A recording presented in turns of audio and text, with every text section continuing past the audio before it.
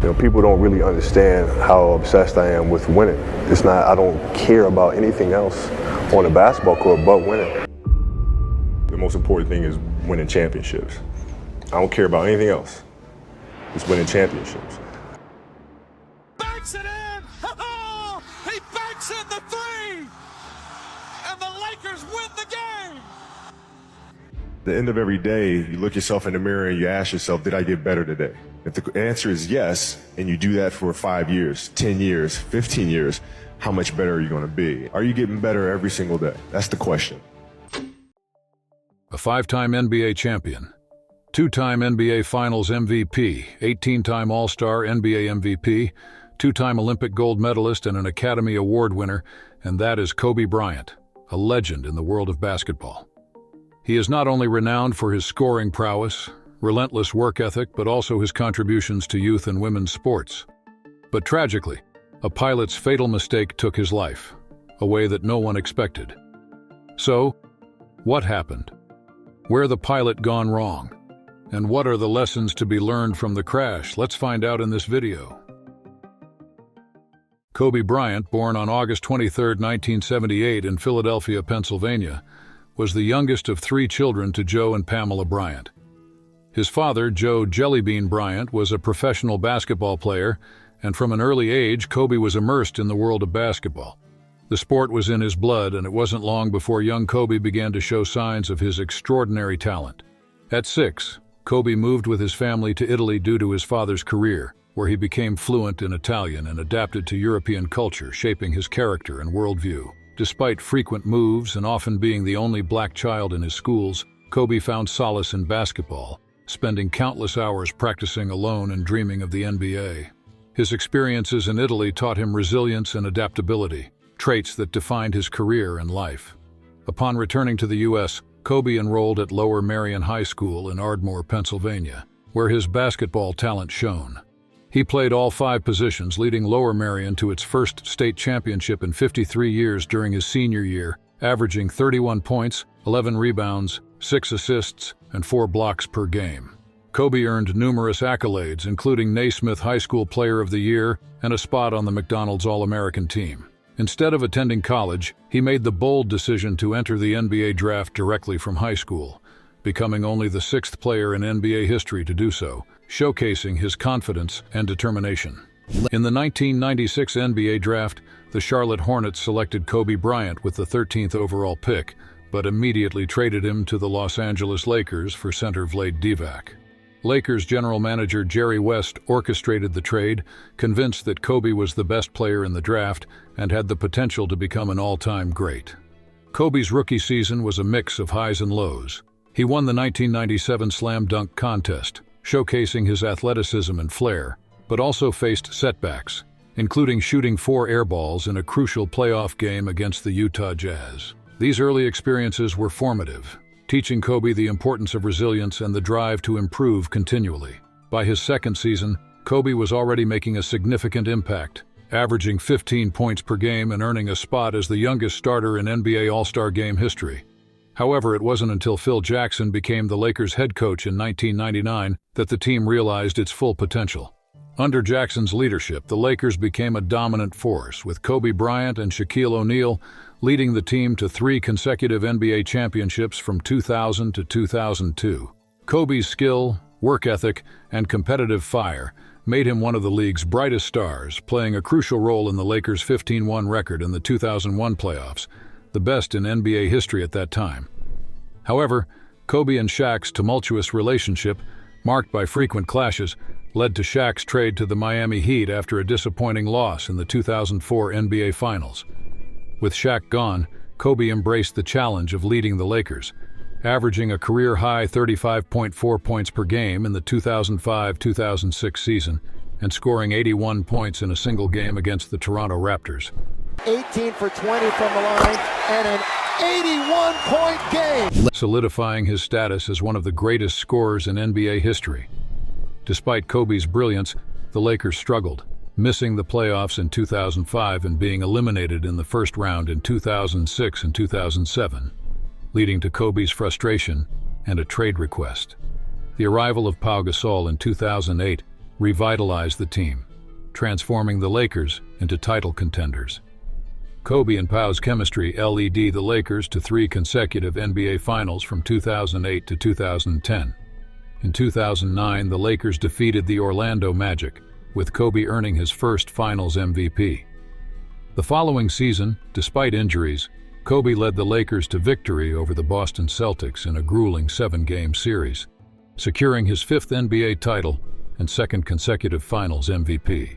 As Kobe entered the latter stages of his career, his body began to show the wear and tear of years of relentless competition. In 2013, he suffered a devastating Achilles tendon injury, an injury that many believed would end his career. However, Kobe's determination to return to the court was unwavering. He made a remarkable comeback but faced further setbacks, including knee and shoulder injuries. Despite these challenges, Kobe continued to produce memorable moments. In his final season, he announced his retirement in a heartfelt poem titled Dear Basketball, which was later adapted into an Academy Award-winning animated short film. Kobe's farewell tour was a celebration of his illustrious career, and he capped it off with an unforgettable performance, scoring 60 points in his final game against the Utah Jazz. Off the court, Kobe was a devoted husband to his wife Vanessa and a loving father to their 4 daughters, Natalia, Gianna, Bianca, and Capri, deeply involved in their lives and proud of their accomplishments. After retiring from basketball, he channeled his relentless drive into various ventures, founding Granity Studios to produce sports-focused content and authoring several books, including the Wizard series.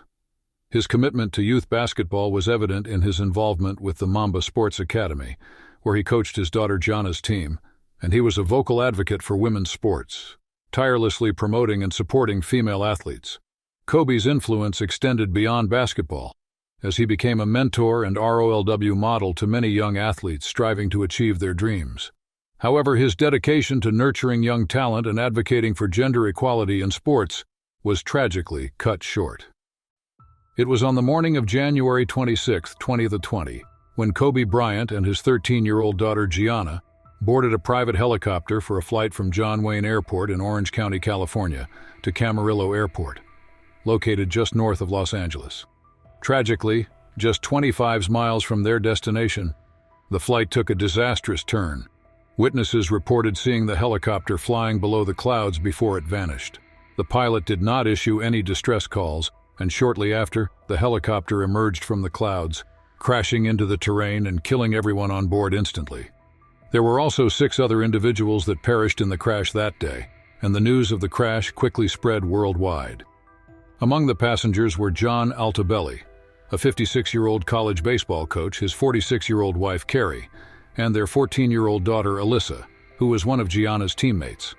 Also on board were Sarah Chester, 45, and her 13-year-old daughter Peyton, along with Christina Mauser, a 38-year-old assistant basketball coach for Gianna and her team. They were all traveling to a girls' basketball game at the Mamba Sports Academy in Thousand Oaks, California, which was a short drive from Camarillo Airport. The pilot entrusted with flying them to their destination that day was Ara Zobayan, a 50-year-old pilot and a highly experienced aviator. He earned his private pilot certificate in 2001, followed by a commercial certificate in 2004, and became a flight instructor in 2008. Ara also had a certified flight instructor instrument rating, allowing him to train pilots in flying under various weather conditions. At the time of the crash, he had accumulated around 8,500 total flight hours, including about 250 hours in Sikorsky S-76 helicopters, the model he was flying that day. Ara had been with Island Express helicopters since 2011, initially flying Airbus AS-350 helicopters before becoming certified for Sikorsky S-76 in 2014. He was promoted to chief pilot in May 2016 and later became a Czech airman responsible for evaluating other pilots. The investigation revealed that Ara was generally considered a competent pilot and known to be a sought-after pilot among the wealthy and famous. Kobe Bryant specifically requested Ara as his pilot, and over the years, their professional relationship evolved into a personal friendship. Kobe trusted Ara enough to fly with him alone and even allow him to fly his children. The helicopter involved in the crash was a 1991 Sikorsky S-76B. certified for single-pilot operations and equipped with a digital automatic flight control system that combined autopilot and flight director functions. This system was fully functional at the time of the crash. Kobe and Ara had flown this route between John Wayne Airport and Camarillo Airport 10 times in the year, leading up to the crash, including the previous day without incident. Although this flight should have been routine, it turned deadly in a matter of minutes, partly due to adverse weather conditions. The investigation revealed that the minimum requirements for the flight were a half-mile visibility, visual reference to the surface, and a minimum altitude of 300 feet above ground level. Island Express, the helicopter company, was even more cautious, mandating 1-mile visibility and advising pilots to maintain an altitude between 500 and 1,000 feet above ground level. Although the helicopter was certified for single-pilot IFR flight, and Ara, the pilot, had a valid instrument rating and was an instrument instructor, Island Express was only authorized for VFR flights. This meant Ara had to stay within VFR conditions for every flight. The day before the flight, a group text asked Ara about the weather for Kobe's travel plan. His response was, "Not the best day tomorrow." However, by 7:30 and again at 8:20 the next morning, Ara assured that the weather would be okay for the 9 a.m. departure. But the morning forecast called for ceilings as low as 1,000 feet and visibility down to 2 miles, with mist and haze at the Van Nuys Airport, about 2/3 of the way to their destination. This posed a potential issue, as weather could vary significantly between airports.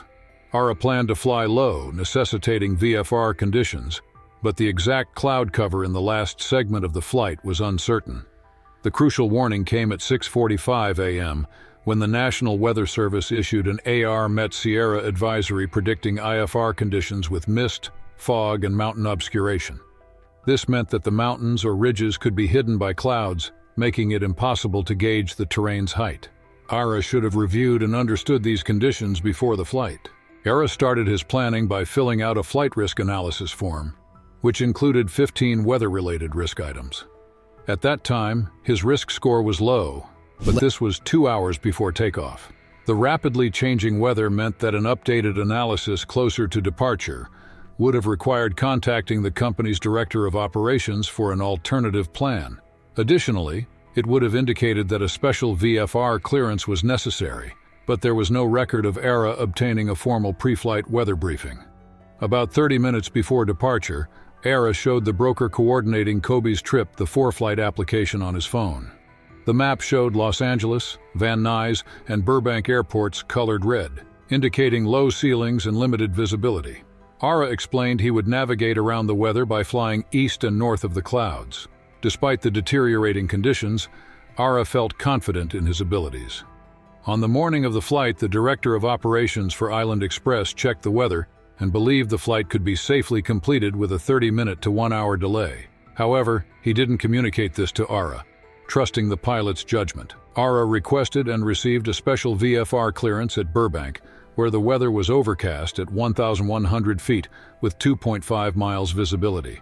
He held outside the Burbank airspace for about 15 minutes before being cleared to follow I-5 Northwest and then the 118, contacting the Van Nuys Tower. At this point, Ara was flying about 500 feet above the ground.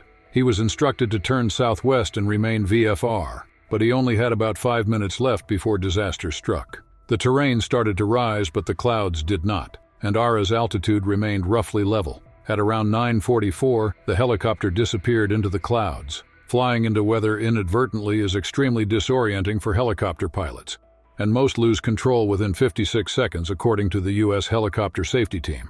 Ara, despite his training, did not declare an emergency or express urgency in his radio calls, perhaps believing he found a gap in the clouds to maintain VFR.